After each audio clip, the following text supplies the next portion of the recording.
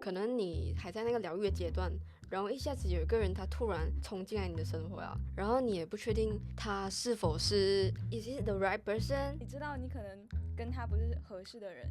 甚至说你可能对他来说，你才是那个毒药。有可能哦。Hello，大家好，我是 Louis。然后今天呢，我们这个节目欢迎到了一个我的同学，也是我的室友，是这一位，他叫 Carmen。我是 Carmen。So， 他是一个非常可爱的一个室友，一位室友。对，不能用个，要用位啊。然后就是今天我们就是来说关于自爱跟爱的这个关系，就是我们是否要在爱情当中才能学会真正的爱，还是我们需要先爱自己才能去爱别人。我个人现在的观点其实挺混乱的，就是有时可能会觉得我怎么样才能知道我真正准备好，就是我完全爱自己了，我才去爱人。但是其实我爱人已经是在进行当中了，就它不是一个先完成在这里先 cut 掉，然后 OK 你 transformation 那个东西了，然后你再进去下一个 level。我觉得它不是一个 level 跳级这样，它 more 是一个 on the way going。我懂你在说什么，就是自爱跟爱别人是会同时推进的，它不会是一个你可以把它分割的很好的东西。就比如说，你还没有学会自爱之前，你就不能爱别人，这是不可能，因为这是不可能的事情啊。爱其他人不一定只是指爱情里面的爱，还有亲情跟爱情，就是亲情跟友情之间的爱。然后这些爱，我觉得是从小就有的，然后我们也是通过他们爱我们的方式去知道什么叫爱。然后在你知道这种什么叫做爱之后，你才开始慢慢学会摸索自己的需求。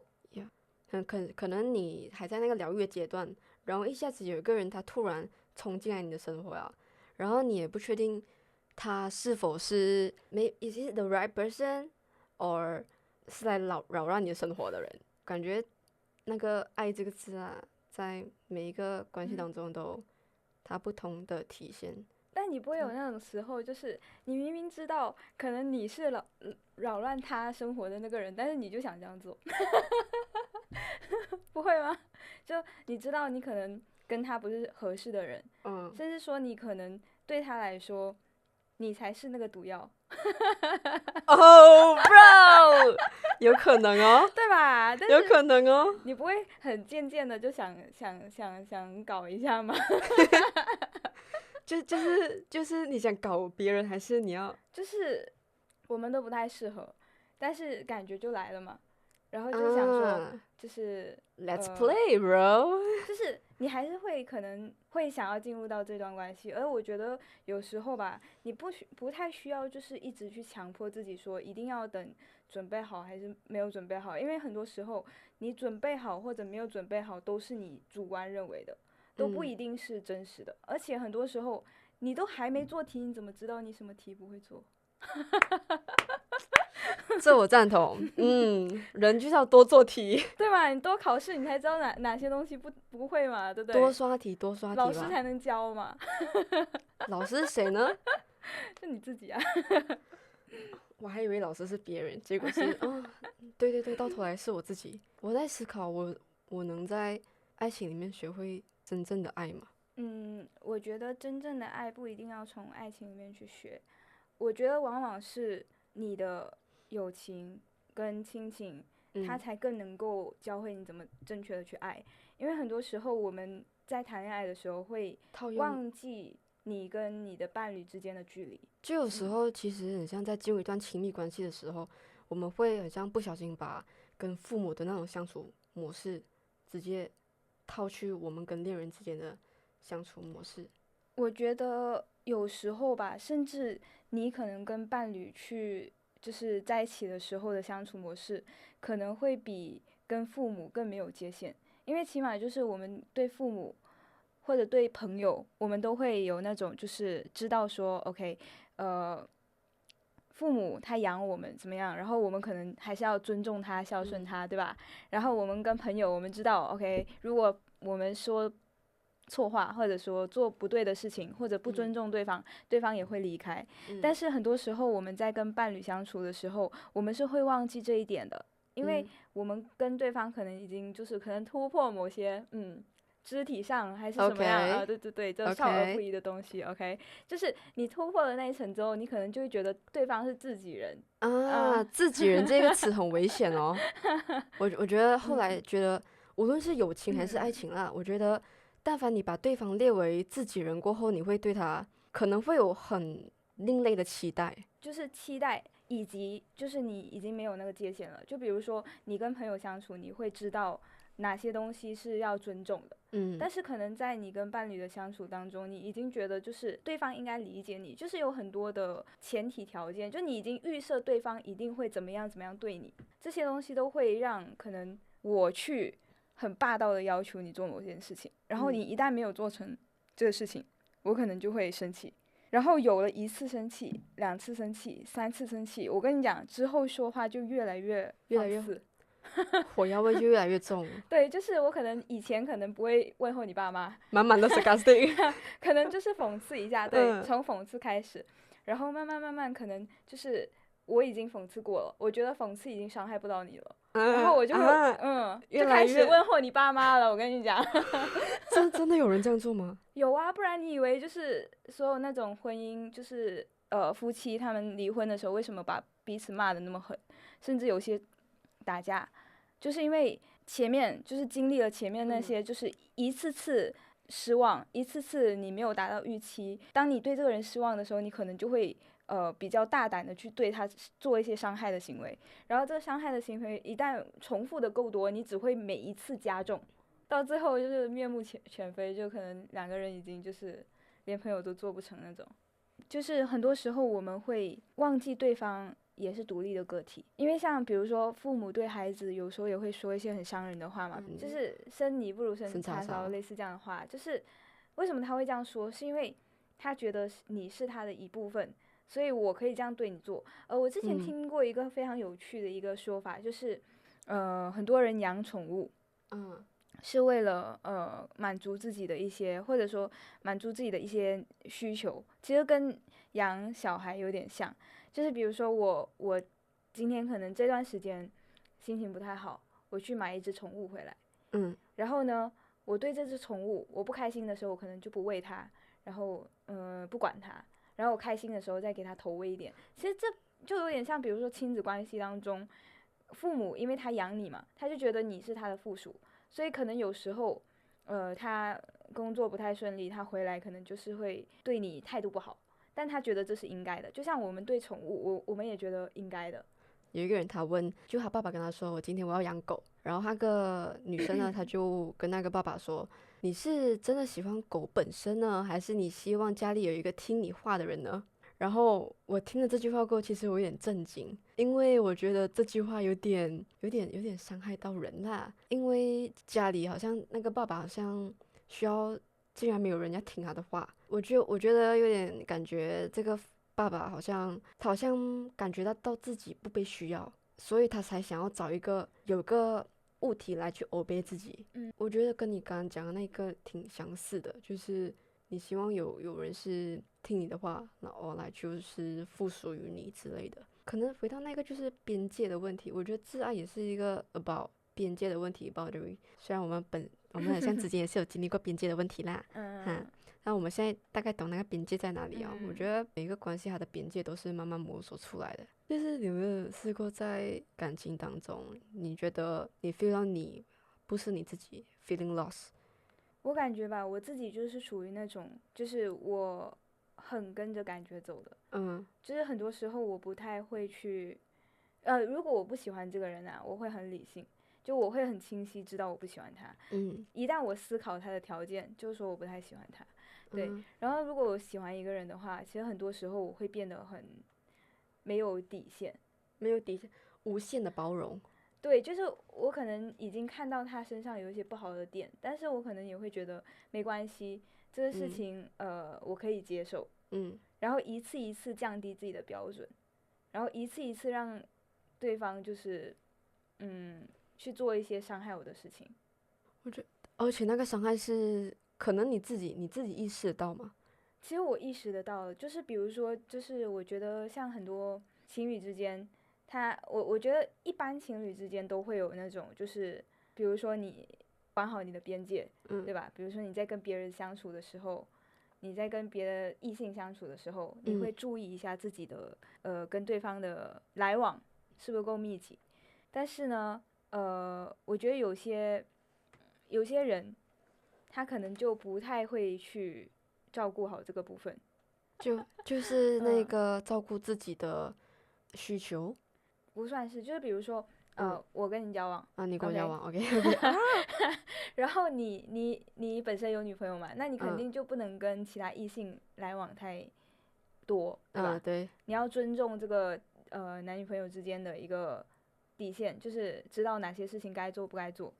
但是有些人他可能就是他会去跟其他异性来往，然后他回来可能还会跟你讲，然后这时候你其实就要守好自己的边界嘛，就是你可能对方这个行为已经让你不舒服了，他告诉你他今天跟其他异性出去，那你现在不舒服，然后你跟他表达你觉得这个东西你不太高兴，那对方他也说啊，我跟你交往之后不可能我就没有异性朋友，对吧？对吧？这个事情就很难搞了，对吧？这事情非常难搞。对，就是我尊重你，所以我去跟其他异性我会保持距离，但是我同等希望你也尊重我。对，所以我觉得这种问题是一个所有关系都会出现的，好像无解。不是无解的，有解吗？有解，就我觉得本身爱情它就没有对错。如果你不舒服，那对方就是不对的。但有一句话讲的是痛苦的人改变，越改变越痛苦，别改变了，离开。这才是正解。对，就是我觉得以前的我就是会怎么样，就是我会尝试去理解他，然后尝试去把自己的这个不舒服把它降下来。降小。这个不舒服会不会是因为我的原因？但如果说你确定自己是个正常人啊，不是那种控制狂，然后你在这样的一个认知底下，你觉得对方没有尊重你，就离开，就离开，就离开，真的就离开。可能很多女生都经历过那段时间，就是我觉得我可以改变一个男生，他可能有哪些习惯不好啊，还是有哪些事情做得不好啊，然后他不是个怎么样不够好的人 ，OK， 我觉得没关系，我可以改变他，这种想法绝对不要有，就会觉得自己是那个特例。对，你不会是 OK， 你做不到，不会永远不会是那个特例。就是人没有完美的，当然人没有完美，但是如果说他这个缺点已经妨碍到了你，或者说让你不舒服了，我觉得就离开，因为你首先你这个不舒服的点，你不可能就是你最好不要去逼迫自己改变，因为你改变不了，因为你可能你不舒服的点就是不舒服，就像比如说你椅子坐着一个好几颗红豆啊，然后你感到不舒服，难道你告诉自己我舒服我舒服我舒服，你就会变得舒服吗？不会啊，不会啊。那为什么要强迫自己去说服自己去告诉自己，就是这是舒服的事情？就是缺点可以有，只要这个缺点你是 OK 的，你是舒服的，那它就是没有问题的。我们整个 topic 是 about self love 嘛 ，right？然后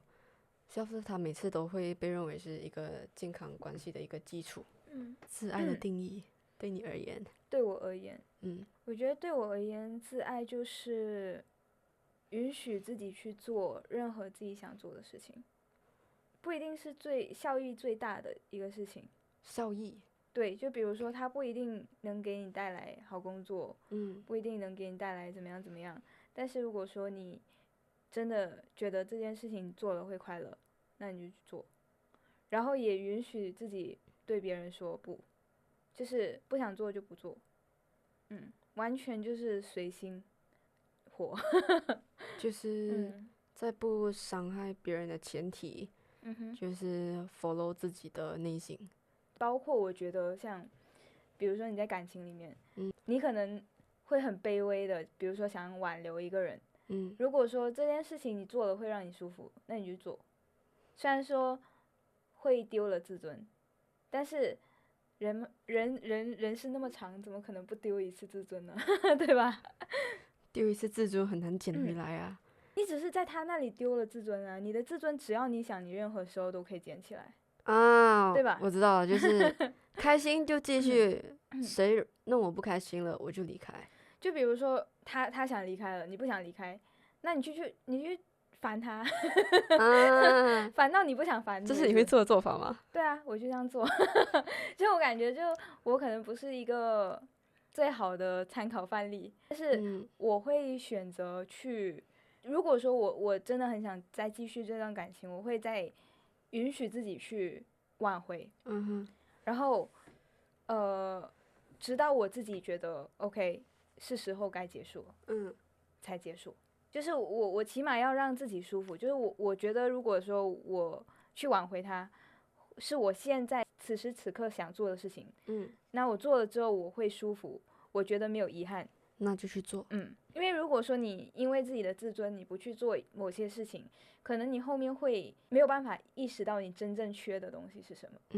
因为你会认为说你之前那段感情失败是因为你没有再试多一次，这个人要跟我分手了，然后我一直觉得是可能我做错了某些事情，然后我做错的这某些事情，因为我的自尊我没有去挽回多一次，然后结果造成的就是我们感情结束了。那到时候我总结的时候，可能我就会觉得哦，是因为我没有再努力吧，所以这段感情结束了。但实际上，可能这段感情结束是因为你本身就缺了某些东西，它不是这段感情的问题，然后它不是你努不努力的问题，但是你可能因为你没有试过嘛，你没有放手去爱嘛，然后你可能就会觉得哦，我是因为不够努力，所以这段关系结束了。你永远都没有办法意识到你真正缺的是什么。我是这样感觉，是有点怪啦，我觉得。我觉得每个人他的感受都不太一样啦。你是对于感情是 more on give a try， 我如果没有理解错误的话，就也算是一个 try， 也算是一个在学习的一个过程，感觉在挑战自己的极限，你知道吗？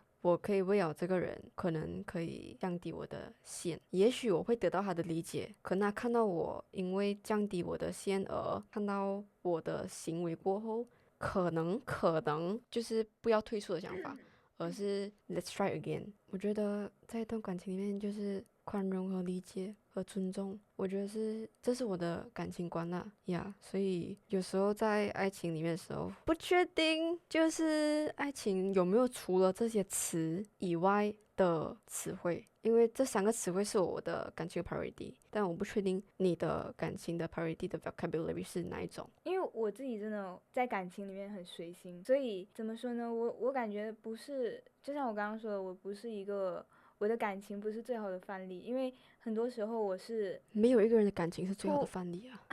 也是了，但是我感觉有很多时候我是会突破自己的下限的，因为我觉得当下那时候是让我舒服的点，但是它不一定是最好的事情，就我可能会做很多在别人看来很愚蠢的决定，然后为了可能挽回这个人，或者是继续某段关系，或者是进入一个不太健康的关系，然后每一次我都知道可能这个不是那么好的关系，但我每一次呢都会觉得去吧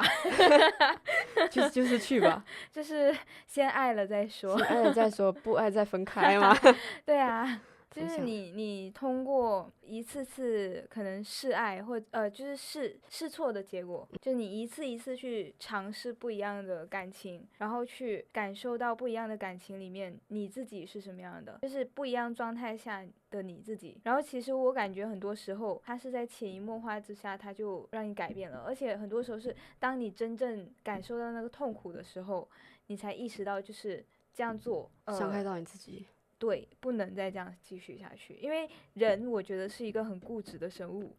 就很怎么固执法呢？就很多时候别人跟你说的话，你不一定能听得下去，但是如果说你自己经历过了，那你肯定就不会再犯第二次，尤其是他真的让你难受，或者是真的让你就是感受到很受伤的时候，你就真的不会再去犯一样的错误。但如果说只是别人跟你讲，你可能真正遇到的时候，你还是会犯一样的错。就是感觉那个旧模式的开关还是会一直在，就没有去尝试新的做法，算是这样吗？可以这样说吧，就是你还是得要我自己的观点而已你自己观点没事只是自己的观点，对对，这是他自己的观点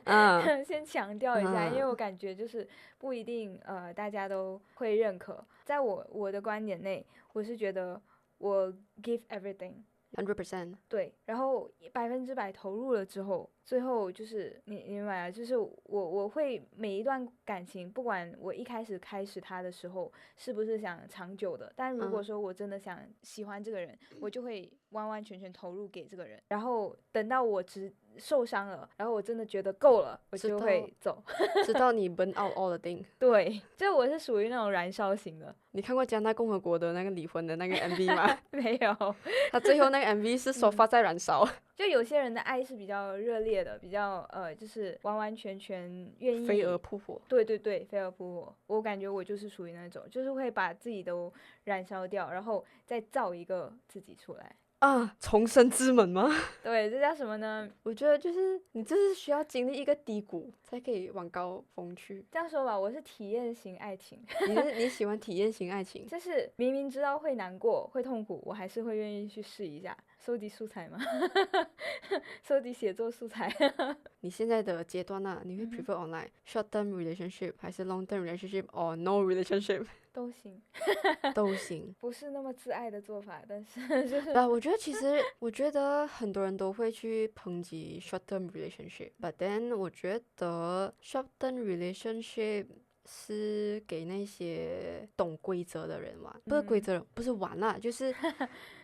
进行去进行这个关系。short term relationship 就是你很懂自己的那条线在哪里，不是讲 long term 它没有那条线。as like short term 它的目的性很明确，它的 target 很明确。我觉得无论你选择 short term 还是 long term， 你一定会有你要牺牲，你会收获的东西，of course 你也会有牺牲的东西。但我感觉两个共同来讲都会牺牲掉精力。是啦，但我感觉精力这个事情吧，你总得花在某些地方吧。打个比方呢，就是工作或其他方面，只要你觉得值得，那这个精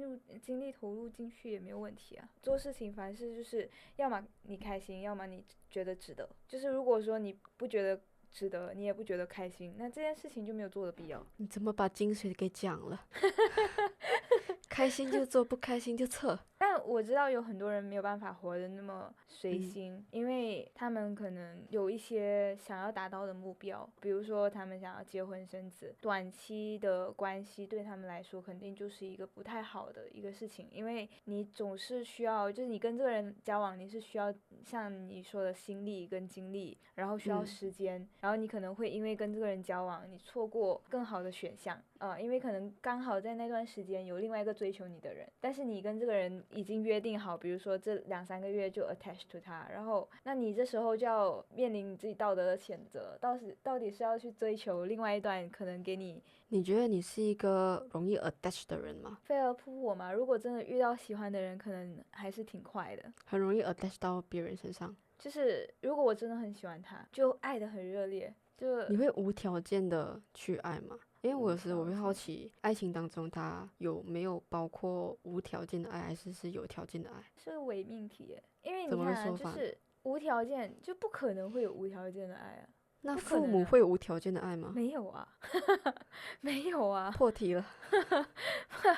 你当下说的无条件的爱，其实只是你每个人心中都有那个坎，就是一个秤，然后你觉得你对他是无条件的爱，那只是你认为的无条件的爱啊。就是可能在你看来，无条件的爱是我把更多时间给你，但是我可能会算计你的金钱，就是你是不是要我请你吃饭？就我们出去，我可以跟你出去，我们 AA 可以，但如果你要我帮你付钱啊，这个事情就不行了，对不对？或者说我可以给你金钱，但是我的时间我很宝贵。但不管是时间还是金钱，你肯定在你心中有一个就是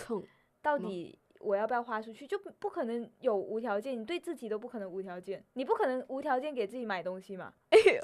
会吧？不是，就是你可以可能你会哪一种买部分，就是你会买一点东西，但是你不会说无条件什么都给自己买。哦，那倒不会啦，我的资金还没有到那个地步。就是就算你有钱，你也不会无条件给自己买那么多东西，你可能也会跟自己说 OK 我今天一定要完成某个任务啊，我才能去买这个东西，我要做了某件事情我才能去买这个东西。那 probably 应该是讲把无条件的爱可以替换成就是无条件的去接纳对方或接纳自己。觉得难耶。那 OK 打个比方 OK， 我们现在讲自爱嘛，你觉得你可以无条件的接纳到自己的任何一个点吗？现在这个阶段或者状态，也完全没有办法做到完完全全接纳。就是比如说，我可能会接纳自己大部分的缺点，但是可能当事情实实在在发生的时候，你可能还是会潜意识下去责怪自己。比如说你犯了一个小小的错误，然后你可能没有发生这个错误之前，你告诉自己，哦，我是一个自爱的人，我无条件爱自己，不管发生什么事情我都爱自己。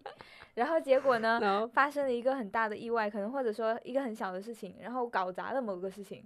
然后你当下肯定就是 shit why am I like that， 就是会先责怪自己一遍，然后再来安慰一下自己。你还是要有意识的才能去接受自己的某个缺点，就是我们很多时候都要有意识的去提醒自己，就是提醒自己，哎，没关系没关系，这次做错了没关系，下一次做得更好，都是有意识的去进行这件事情的，它不是无意识的。所以就是你对自己都没有办法做到无意识的无条件的自爱，那你怎么可能对别人无条件无意识的自爱？就是不是自爱，就爱他，就爱别人，爱对方。我觉得现在对我这阶段而言呢，我需要分清，就是我的自爱跟我的自私还有独立之间的一个界限，因为有时它是一个误区。怎么讲是一个误区？就是他自爱未必等同于自私。就有时候我觉得我过度独立，然后我不去依赖别人，然后我觉得我可以把自己照顾非常的好，我觉得那种算是一个自爱的方式。但我也是有听讲其他自爱的观点 as 来尊重自己，照顾自己的情感需求。这个东西是我目前现在 focus 的东西啦，就从一个独立的这个东西慢慢移到尊重自己的需求。有时候别人的言语有冒犯到我，我会提出来跟别人说。就以前我不会提出来，我觉得忍一忍可能就过去了。但现在我觉得，既然你让我不舒服了，我想要提出来，让你也知道，就我的线在这里，对，你就尽量不要踩到。我也不想把自己活成一个孤岛，就是跟别人割裂。我是非常独立的人，我不需要别人的支持还是什么的。对，所以就有时候 something 有时候会觉得自爱是一个独立，但其实是要真正理解自己的需求啦。其实核心我觉得就像你说的，自爱其实是没有一个具体的定义的，它更多是你有没有看到自己的需求。只要说这个东西是比如说你真正需要的，你觉得你当下想要的，然后你去执行去做，我觉得就是自爱。而且别人也没有办法说这对还是不对，因为只有你最清楚自己是怎么样的。而且就像你刚刚说的什么界限啊，还有尊重自己跟独立这几点，我觉得像你把自己不舒服的点去表达给别人知道，我觉得这是尊重自己也尊重别人。因为首先别人不一定知道你不舒服的点在哪里，然后可能你对他的一个态度的转变会让他也觉得很冒犯。我好像没有做什么对你不舒服的事情，你为什么突然间对我那么不 friendly？ 我觉得你把自己的感受很清楚的表达给对方知道，对方也其实会感受到尊重。可能一开始不会每个人都能接收到那个尊重，因为也看你怎么表达嘛，对不对？然后但是如果说你完全不说发生了什么事情，你就对他可能做一些不好的事情，比如说不理他还是怎么样，直接 door slam。 对，就这种可能就是对方会觉得更不尊重。但反而说你很坦诚的去表达感受，对方会知道说 OK 这个事情对你来说很重要，他也需要重视起来，那界限就建立起来了。界限一旦就是彼此之间的界限跟那个一建立起来，这个东西就不容易倒。但它是艰难的，因为它要求你从自己的舒适圈踏出来，去做一些你可能会觉得不舒服的事情。就有可能很像之前你可能是个 probably 是个不太喜欢争执的人，那如果说把自己的需求说出来，它有可能会引起一些吵架，小的纷争或者是吵架，然后你要怎么去 deal with it， 就两个人要怎么去 deal with 这个东西。好，今天的节目就要结束。本期节目是由声派提供场地，然后罗德麦克风提供录音设备，我们就到此结束吧。拜拜。